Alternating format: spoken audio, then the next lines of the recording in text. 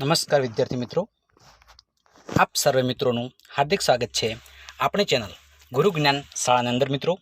મિત્રો આજે લેવાયેલું ગણિતનું પેપર મિત્રો તમને કેવું લાગ્યું એ મિત્રો તમારા કોમેન્ટ બોક્સમાં કોમેન્ટ કરવાની છે. તો મિત્રો આપણે વધારે સમય ન લેતા પ્રશ્નોની શુભ શરૂઆત કરીએ.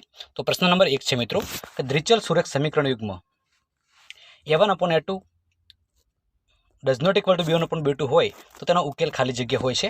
તો મિત્રો એનો ઉકેલ 1 હોય છે. ત્યારે પ્રશ્ન નંબર 2 તરફ આપણે આગળ વધીશું મિત્રો. કે પ્રશ્ન નંબર 2 કે જો ખાલી જગ્યા થાય તો દ્વિઘાત સમીકરણ ax² + bx + c = 0 a does not equal to 0 ના બે બીજ સમાન અને વાસ્તવિક હોય તો મિત્રો b² - 4ac = 0.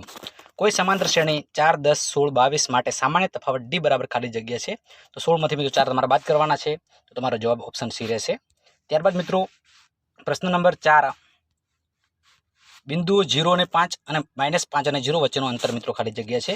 તો મિત્રો અંતર સૂત્ર મારે તમે ગણી શકો છો. 5 વર્ગમૂળમાં 2 જવાબ આવશે. sec વર્ગ થીટા - tan વર્ગ થીટા બરાબર ખાલી જગ્યા છે. તો જવાબ આવશે -1.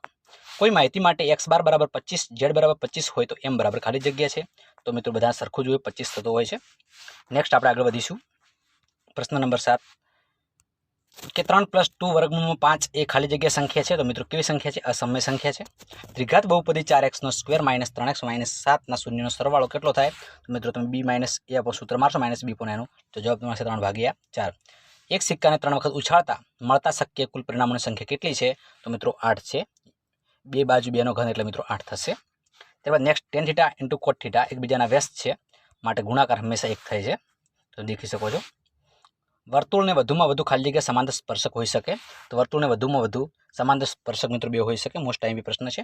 -2 -3 0 1 2 1 3 2 અને 7 નો ખાલી જગ્યા મધ્યસ્થ ખાલી જગ્યા સૂત્ર મારશો એટલે જવાબ મળી જશે. 1 જવાબ આવશે.